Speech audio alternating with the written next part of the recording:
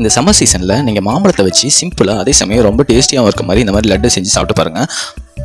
இந்த லட்டை பொறுத்த வரைக்கும் பார்த்திங்கன்னா நமக்கு ரொம்பவும் பொருளும் தேவைப்படாது, அதே சமயம் ரொம்ப டைமும் எடுத்துக்காது, சிம்பிளாக பண்ணிடலாம். எல்லாருமே ரொம்ப விரும்பி சாப்பிடுவாங்க.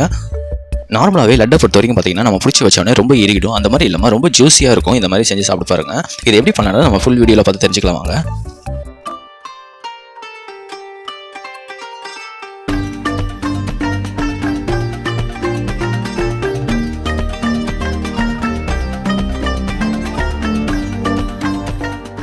ஃபஸ்ட்டு ரவை வந்து பார்த்திங்கன்னா ஒரு 300 கிராம் அளவு வந்து ரவை எடுத்துக்கோங்க. அதை நல்லா வறுத்துட்டு ஆற வச்சுக்கோங்க. ஆற வச்சு இந்த மாதிரி பாத்திரத்தில் எடுத்து வச்சுக்கோங்க. அதுக்கப்புறமேலு இதை வந்து ஒரு பவுலில் மாற்றிக்கோங்க.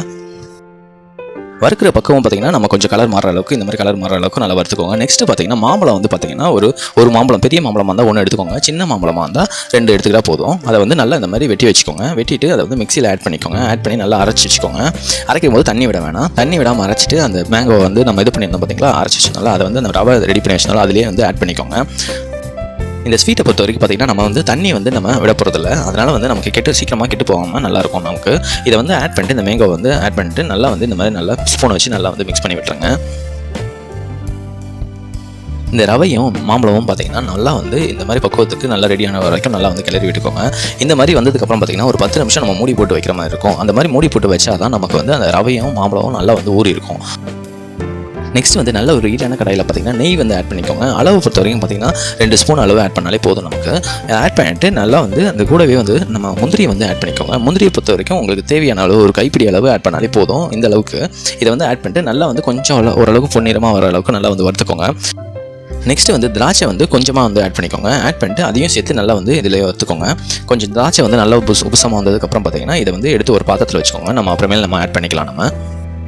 நெக்ஸ்ட் அந்த மீதம் இருக்கிற நெய்யில் பார்த்தீங்கன்னா நீங்கள் வந்து தேங்காய் துருவல் வந்து ஆட் பண்ணிக்கோங்க. ஒரு நார்மல் மீடியம் சைஸ் தேங்காய் வந்து எடுத்துகிட்டு அதோட தோல்லாம் ரிமூவ் பண்ணிக்கோங்க. ரிமூவ் பண்ணிட்டு நல்லா இந்த மாதிரி அரைச்சி வச்சுட்டு அதை வந்து ஆட் பண்ணிக்கோங்க. இது எதுக்காக பண்ணுறோம்னா நம்ம வந்து தேங்காய் சேர்த்தாலே நார்மலாக ஸ்வீட் வந்து சீக்கிரமாகவே கெட்டு போயிடும். அந்த மாதிரி இல்லாமல் இருக்கிறதுக்கு பார்த்திங்கன்னா நெய்யில் இந்த மாதிரி கொஞ்சம் நல்லா வதக்கிட்டு ஆட் பண்ணிங்கன்னா உங்களுக்கு நல்லா கெட்டு போகாமல் இருக்கும். அதனால் இந்த மாதிரி ஆட் பண்ணிக்கோங்க. அப்படி உங்களுக்கு இது பண்ணுறது கஷ்டமாக இருந்ததுன்னா நீங்கள் சூப்பர் மார்க்கெட்டில் கிரேட்டட் கோகோனட் விற்பாங்க, அது வந்து ஆட் பண்ணிக்கலாம். நீங்கள் ஸ்ட்ரைட்டாகவே அது வந்து நல்லா பதப்படுத்தி நல்லா வச்சுருப்பாங்க, அது போட்டாலும் கெட்டு போகாது. அப்படி இல்லைனா நீங்கள் உங்களுக்கு தேங்காய் இருந்தால் இந்த மாதிரி கூட நீங்கள் ரெடி பண்ணிக்கலாம். இந்த தேங்காய் வந்து துருவல் வந்து கடைசியாக வந்து இந்த மாதிரி நல்லா பொலன்னு நல்லா வந்து விழுகணும். இந்த மாதிரி லெவலுக்கு நம்ம எடுத்து வச்சுக்கணும். நம்ம நெக்ஸ்ட் வந்து பார்த்திங்கன்னா நம்ம 10 நிமிஷம் நம்மளாம் மூடி போட்டு வச்சுருந்தோம் பார்த்திங்களா, அது நல்லா வந்திருக்கும். இதை வந்து நல்லா வந்து இப்போ அப்படியே வந்து அந்த தேங்காயில் நம்ம ஆட் பண்ணணும். அதுக்கு முன்னாடி கொஞ்சம் நல்லா அந்த ஸ்பூன் வச்சு நல்லா கிளறி விட்டுக்கோங்க. கிளறி விட்டுட்டு அதுக்கப்புறமேல் நல்லா ஃபுல்லாக ஆட் பண்ணிக்கோங்க தேங்காயில். இந்த மாம்பழம் ரவை மிக்சரையை நம்ம தேங்காயில் ஆட் பண்ணும்போது பார்த்திங்கன்னா ஸ்டவ்வை சிம்மில் வச்சுட்டு நீங்கள் வந்து ஆட் பண்ணிக்கோங்க. நம்ம தேங்காய் வந்து நெய்யில் வதக்கணும் பார்த்திங்களா, எப்படி வந்து பொலன்னு வந்ததோ அந்த மாதிரி லெவலுக்கு இந்த பக்குவத்தை வந்து நம்ம ரெடி பண்ணணும்.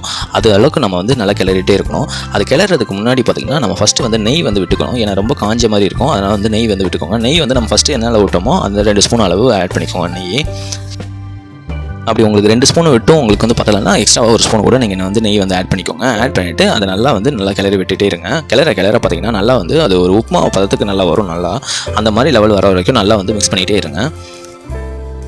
நல்லா வந்து இந்த மாதிரி நல்லா உதிரியாக நல்லா வரணும். இந்த மாதிரி லெவல் வர வரைக்கும் நல்லா வந்து கிளறிட்டே இருங்க. இந்த மாதிரி கொஞ்சம் கட்டியாக இருந்ததுன்னு வைங்களேன், கரண்டி பின்னாடி வச்சு நல்லா வந்து மசிச்சு விட்டு நல்லா கிளறி விடுங்க.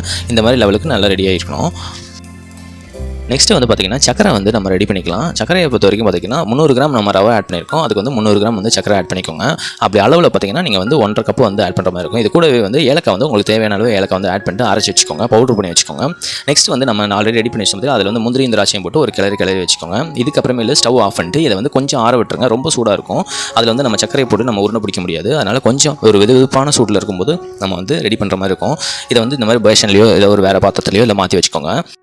நெக்ஸ்ட்டு வந்து சூடு வந்து கொஞ்சம் குறைஞ்சதுக்கப்புறம் பார்த்திங்கன்னா நீங்கள் வந்து சக்கரையை வந்து ஆட் பண்ணிக்கோங்க. சக்கரை நல்லா பவுடர் பண்ணி வச்சனால அதை வந்து ஆட் பண்ணிக்கோங்க. ஆட் பண்ணிட்டு ஃபஸ்ட்டு வந்து சூடு குறையிற வரைக்கும் நம்ம வந்து ஸ்பூனை வச்சு நல்லா கிளறி விட்டுக்கலாம். நீங்கள் வந்து இதை வந்து சக்கரை பாகு மாதிரி கூட ரெடி பண்ணி பண்ணலாம். ஆனால் வந்து அது வந்து அல்வா மாதிரி வந்துடும் நமக்கு. அந்த மாதிரி பண்ணாமல் இந்த மாதிரி ட்ரை பண்ணி பாருங்கள், உங்களுக்கு லட்டு நல்ல பக்குவத்துக்கு உங்களுக்கு வரும். அது மட்டும் இல்லாமல் இந்த வீடியோ ஃபுல்லாக பார்த்துருந்தீங்கன்னா உங்களுக்கு தெரியும், ஒரு சொட்டு தண்ணி கூட நம்ம விடலை. அதனால் இந்த ஸ்வீட் வந்து பார்த்திங்கன்னா சீக்கிரமாக கெட்டு போகாது. தேங்காய் போட்டிருந்தாலும் நம்ம நெய்யில் வதக்கி போட்டிருக்கிறதுனால அதனால் சீக்கிரமாக கெட்டு போகாது. மாம்பழ சீசன் இருக்கும்போதே பார்த்தீங்கன்னா இந்த மாதிரி ஸ்வீட் செஞ்சு சாப்பிட்டு பாருங்கள், ரொம்பவே டேஸ்ட்டாக இருக்கும். அதே சமயம் வீட்டுக்கு விருந்தாளிங்க யாராவது வந்தாலும் நீங்கள் இந்த மாதிரி ஸ்வீட் செஞ்சு கொடுங்க, ரொம்பவே விரும்பி சாப்பிடுவாங்க. இந்த லட்டை பொறுத்த வரைக்கும் பார்த்தீங்கன்னா ஜூசினஸ் வந்து குறையாது. நல்லா சாப்பிடும்போது நல்லா ஜூஸியாகவே இருக்கும். இந்த வீடியோ பிடிச்சிருந்தா நீங்களும் வீடியோ ட்ரை பண்ணி பாருங்கள். மறக்காமல் லைக், கமெண்ட், சப்ஸ்கிரைப் பண்ணிவிடுங்க. தேங்க்யூ.